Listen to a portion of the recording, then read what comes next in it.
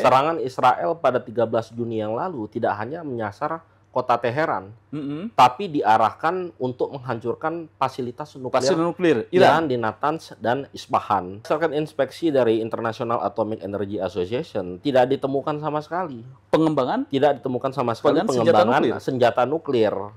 Akan tetapi paranoia, sikap kecurigaan dari Amerika Serikat yang menjadi kekuatan yang katakanlah mendikte Dewan Keamanan PBB, mendikte PBB termasuk International Atomic Energy Association menganggap bahwa besar kemungkinan Iran menyembunyikan senjata nuklirnya. Besar kemungkinan Iran menyembunyikan senjata nuklirnya.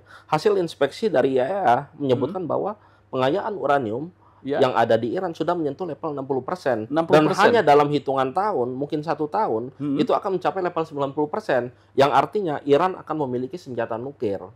Once ketika Iran memiliki senjata nuklir, Iran dapat melakukan perimbangan kekuatan di kawasan. Apakah ini akan menjadi pemicu Perang Dunia Ketiga?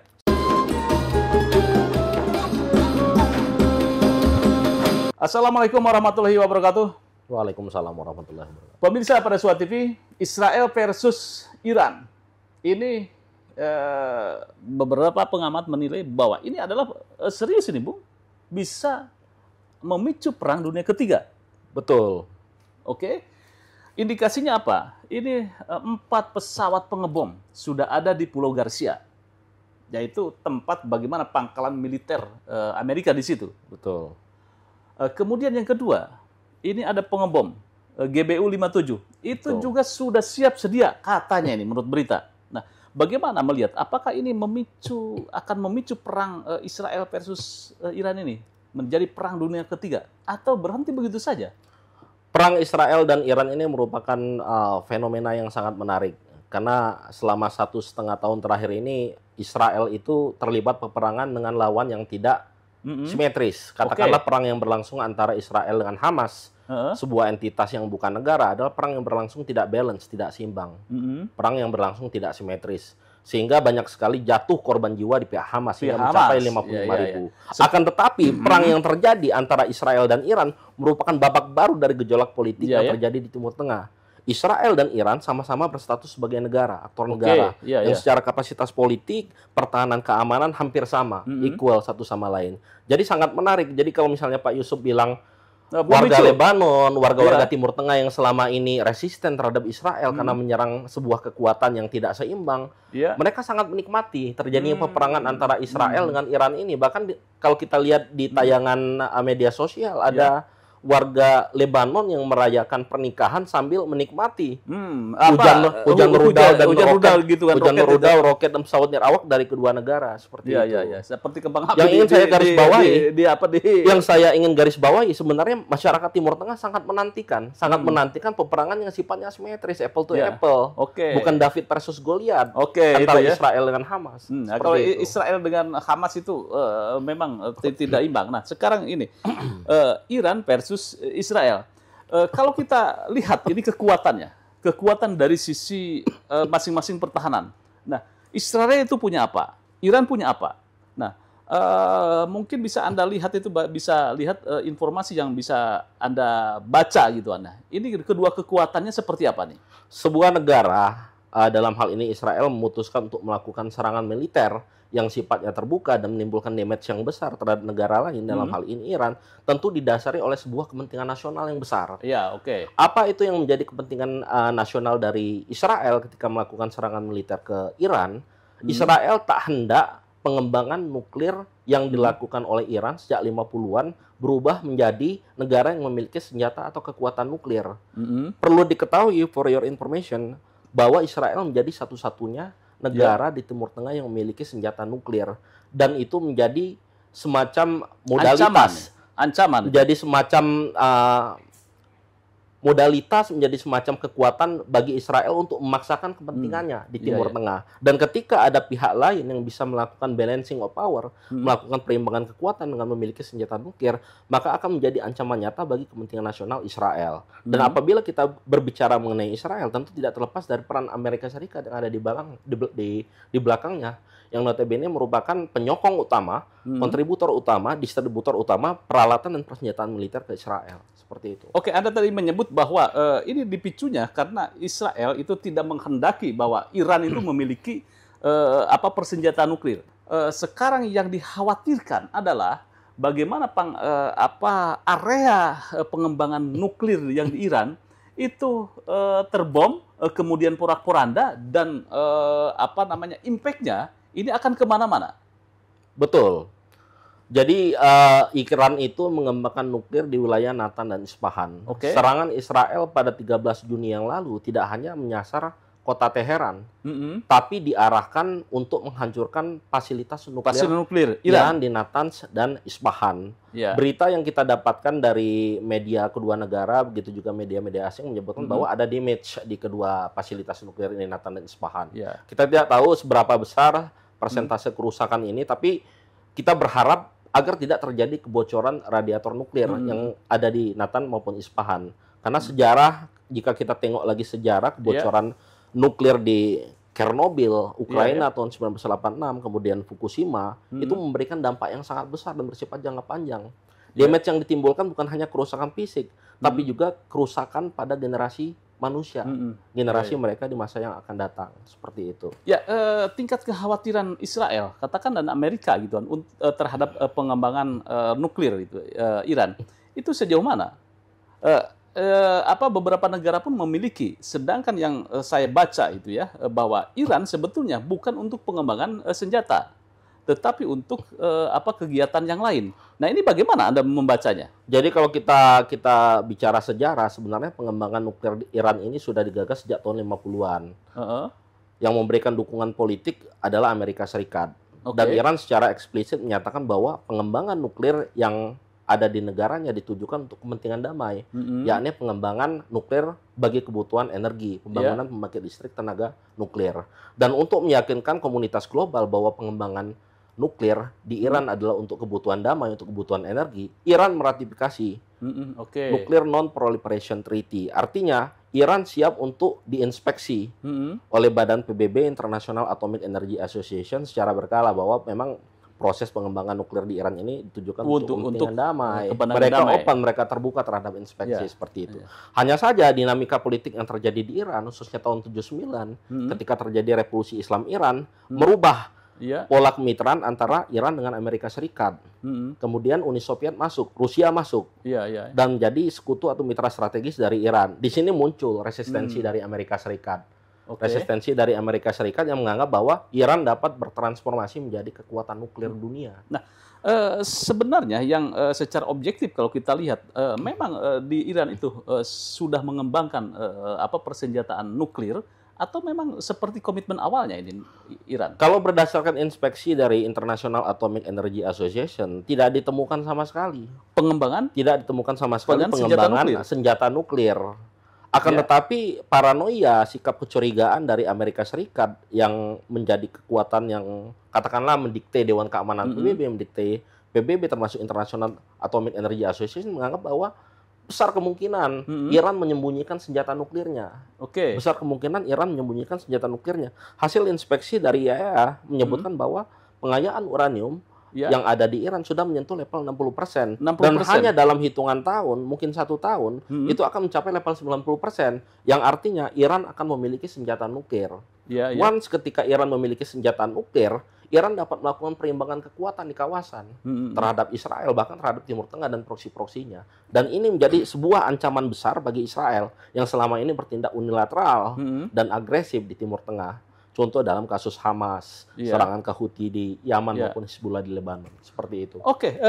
Alasan yang paling rasional kita lihat itu ya, kenapa tiba-tiba itu 13 bulan 6 2025 Israel menyerang Iran? Karena ada kebuntuan pembicaraan. Jadi ada pembicaraan yang sifatnya bilateral dan multilateral antara Iran dengan pihak-pihak yang melakukan inspeksi terhadap proses pengayaan uranium. Dan pembicaraan antara Iran dengan Amerika Serikat, Iran dengan Badan Energi Atom Internasional ini menemui jalan buntu. Karena Iran merasa bahwa mereka sudah declare bahwa pengembangan uranium, pengembangan nuklir yang ada di Natan dan Isfahan itu jelas-jelas untuk mengembangkan kebutuhan energi, untuk memenuhi kebutuhan energi domestik. Dan mereka juga sudah meratifikasi rezim internasional non-nuclear proliferation treaty. Akan tetapi sikap paranoia dan kecurigaan ini memantik Iran yang saat ini sebenarnya dalam kondisi terjepit juga di Timur Tengah karena memberikan dukungan militer kepada Hamas. Memberikan dukungan militer kepada Hamas, sehingga menimbulkan sikap atau pandangan dari para pemimpin di Iran bahwa oke, pembicaraan selesai. Karena kita sudah terbuka, kita bersedia untuk diinspeksi, akan tetapi pihak-pihak yang berkepentingan atau berwenang tidak mempercayai itu, seperti itu. Oke, ini bisa diartikan bahwa sebetulnya ketika Israel melawan Hamas, perang itu kan, kemudian katakan di Hamas itu jalur Gaza itu udah hampir selesai dikuasai oleh Israel. Kemudian dia melakukan ekspansi kembali bahwa ini adalah Iran. Iran sebagai kekuatan besar yang harus dijinakan atau dilumpuhkan oleh Israel. Atau mungkin seperti apa analisa Anda ini? Ya, kalau kita lihat perjuangan Hamas ini kan perjuangan yang sangat ulet. Hamas ini berbeda dengan Fatah, sebuah faksi politik yang ada di Palestina sana. Kalau Fatah, mereka bersedia berunding untuk menuju perdamaian, entah itu solusi perdamaian dua negara maupun masing-masing negara berdiri sendiri-sendiri, seperti itu. Akan tetapi Hamas, sebuah gerakan politik dan juga gerakan militer, menolak untuk berdiskusi, menolak untuk berunding. Oleh sebab itu 1,5 tahun yang lalu mereka meluncurkan roket-roket ke Tel Aviv dan menyasar sistem kubah besi yang ada di sana yang dianggap sebagai sistem pertahanan udara tercanggih di dunia.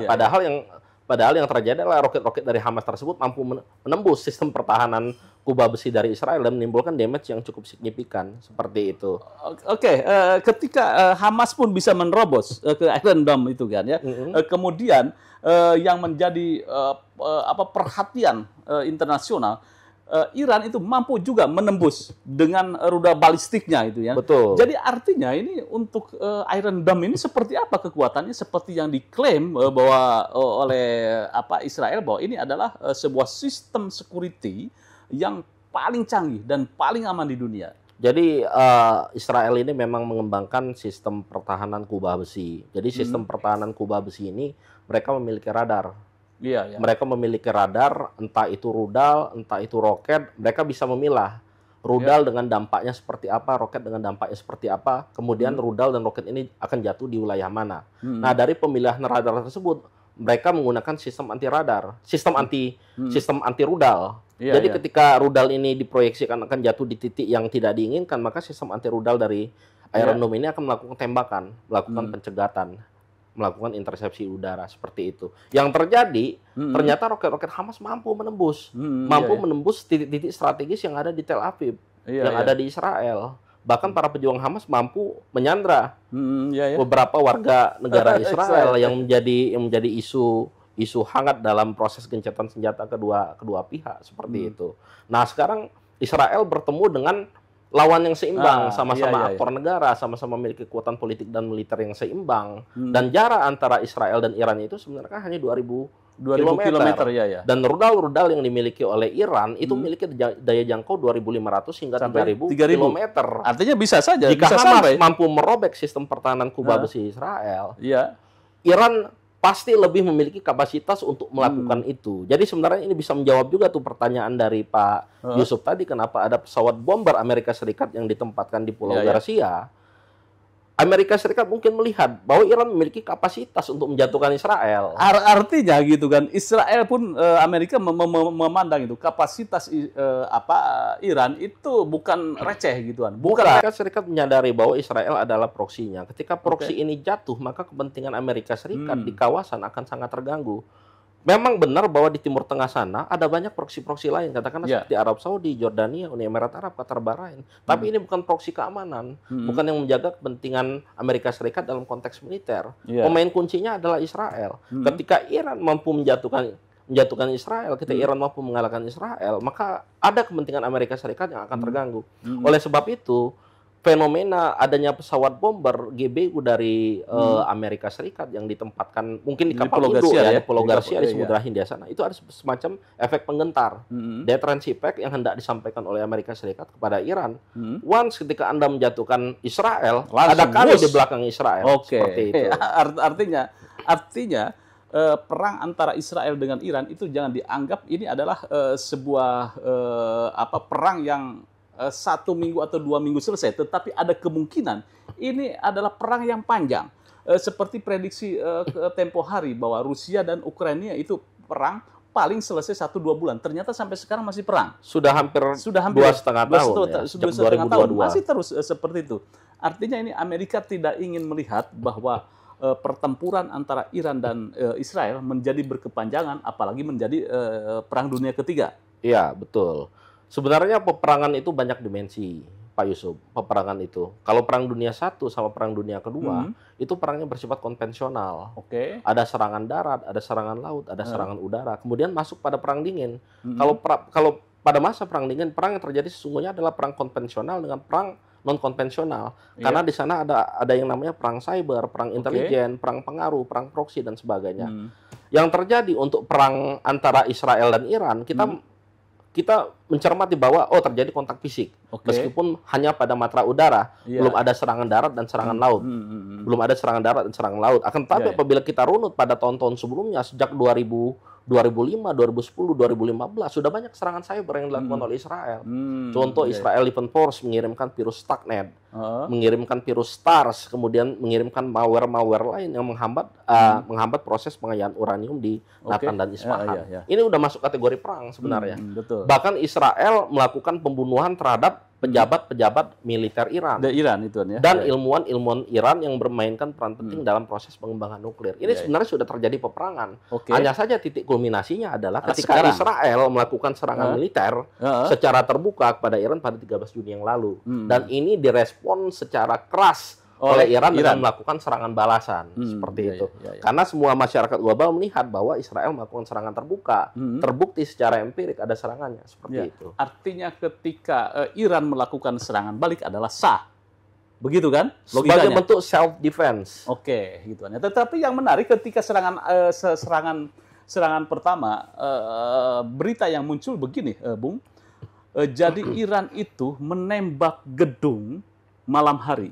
Jadi sasarannya bukan orang, hanya gedung-gedung sistem yang ada di Israel itu porak-poranda.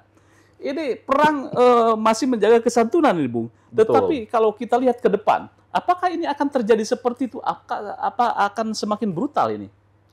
Perang ini berpotensi untuk berlangsung dalam jangka yang tidak singkat. Saya sebut tidak singkat, bukan berarti berlangsung secara jangka panjang. Karena ketika kedua negara menjalankan pilihan kebijakannya untuk melakukan peperangan, ada konsekuensi-konsekuensi yang ditimbulkan. Konsekuensi misalnya high cost atau biaya tinggi yang harus mereka keluarkan, baik dari sisi SDM, logistik, alutsista, maupun dampak finansial, dampak keuangan yang ditimbulkan. Kemudian akan memicu juga gejolak di kawasan. Gejolak di kawasan dan akan memicu negara-negara global untuk ambil peran dalam konflik tersebut. Seperti itu. Kita berharap bahwa peperangan ini bisa selesai dalam waktu yang singkat. Karena dampaknya sangat luar biasa. Dampak destruktifnya sangat luar biasa. Kita bisa lihat harga minyak melonjak tajam. Melonjak tajam 78,6, 77,5 untuk komoditas Brent dan WTI di pasar global. Kemudian ada ancaman dari Iran untuk menutup Selat Hormuz. Selat Hormuz ini selat terpadat di dunia. Dan jalur minyak mentah global itu diekspor ke negara-negara lain di Asia, di Afrika dan sebagainya harus melalui Selat Hormuz. Jika selat ini ditutup, maka akan terjadi lonjakan harga minyak. Ketika lonjakan harga minyak terjadi, maka akan terjadi inflasi di level global. Termasuk Indonesia. Indonesia yang saat ini kan sebenarnya masih berstatus sebagai importer minyak. Seperti itu. Jadi bisa menimbulkan ketidakpastian di tengah krisis ekonomi global. Iran selalu merasa terancam. Terancam oleh negara-negara Arab yang tidak satu pandangan, tidak satu visi. Terancam oleh Israel yang memiliki senjata nuklir. Terancam oleh Amerika Serikat yang menjadi rival Iran. Oleh sebab itu sebenarnya dalam jangka panjang Iran sudah mengambil langkah-langkah, misalnya bergabung dengan Shanghai Cooperation Organization, sebuah blok ekonomi tapi juga melakukan kerjasama militer. Nah, situasi dan kondisi yang tidak menguntungkan bagi Iran di kawasan ini mendorong Iran untuk mengambil langkah strategis pengembangan energi nuklir. Terlepas itu nuklir digunakan untuk kebutuhan energi atau senjata, tapi ada semacam upaya jangka panjang dari Iran untuk menjaga kepentingannya, untuk membangun kekuatannya agar mampu menghadapi tekanan dari level domestik dan eksternal. Seperti itu, Pak Yusuf. Maka kita lihat bagaimana Iran memiliki kemampuan yang tangguh di dalam sistem pertahanan dan juga ekonomi ya. Kalau kita lihat. Betul, karena Iran ini adalah sebagai negara produsen migas. Lifting migasnya itu 3,3 juta BOPD. 3,3 juta barel per hari. Kalau kita bandingkan Indonesia baru 1,61 kan. Iran ini sudah 3,3 dan merupakan salah satu key player di Timur Tengah sana. Seperti itu. Inilah yang dikhawatirkan dan juga terus diwaspadai bahwa satu sisi Iran memiliki peran ekonomi yang sentral di Timur Tengah. Satu sisi juga Iran memiliki kekuatan militer atau persenjataan yang canggih dan bisa bersaing dengan Amerika kemudian Israel. Maka perang ini kita berharap bahwa perang ini tidak melebar kemana-mana dan tidak melebar menjadi pemicu perang dunia ketiga. Kita semua berharap bahwa Dewan Keamanan PBB sebagai bagian integral dari PBB yang menjalankan fungsi untuk mewujudkan perdamaian dunia, mengambil langkah-langkah yang strategis, langkah taktis, dan juga menjunjung tinggi prinsip kemanusiaan dan keadilan. Karena kita ketahui bersama bahwa DKPBB ini kan dikuasai oleh negara-negara yang sebenarnya memiliki kepentingan major state yang sebenarnya bisa merubah situasi dan kondisi dunia, perdamaian dunia. Di situ ada Amerika Serikat yang notabene merupakan mitra strategis dari Israel.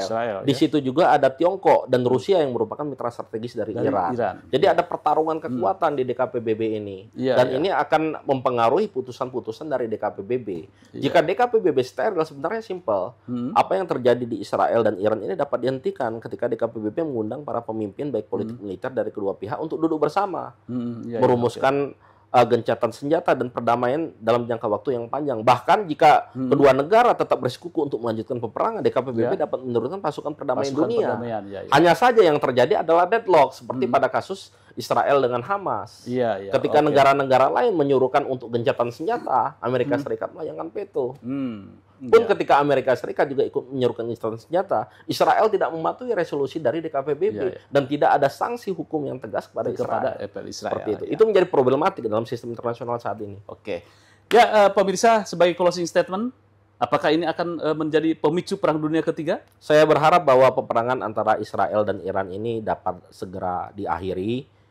Jika kita berharap DKPBB untuk bertindak netral, bertindak adil, tampaknya akan ada anasir-anasir kepentingan dari Amerika Serikat agar tidak terjadi keputusan-keputusan yang menguntungkan Iran.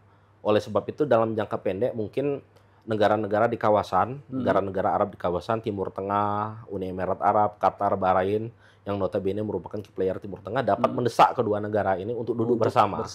Jadi pada level regional diinisiasi dulu oleh negara-negara kawasan agar kedua pihak berunding, karena dampaknya adalah pada kawasan. Dampak yang paling parah itu adalah pada kawasan, karena mereka sebagai negara produsen minyak, negara eksportir minyak, perekonomian mereka akan terganggu seperti itu. Dan saya yakin bahwa negara-negara Timur Tengah akan segera mendesak baik Israel maupun Iran untuk duduk bersama. Oke, cukup gamblang, Bung Boy. Baik, bahwa kita berharap bahwa perang antara Israel kemudian Iran disudahi. Sudah cukup ini perhelatannya, sudah cukup akrobatiknya untuk saling memamerkan kekuatannya dan kecanggihannya. Ini adalah bukan pesta kembang api, tetapi ini adalah pesta teknologi persenjataan sehingga berakibat dampaknya yang luar biasa terhadap umat manusia. Terima kasih, Bung. Terima kasih, Pak Yusuf, atas kesempatannya. Jangan lupa like, share, subscribe pada Suara TV. Wassalamualaikum warahmatullahi wabarakatuh.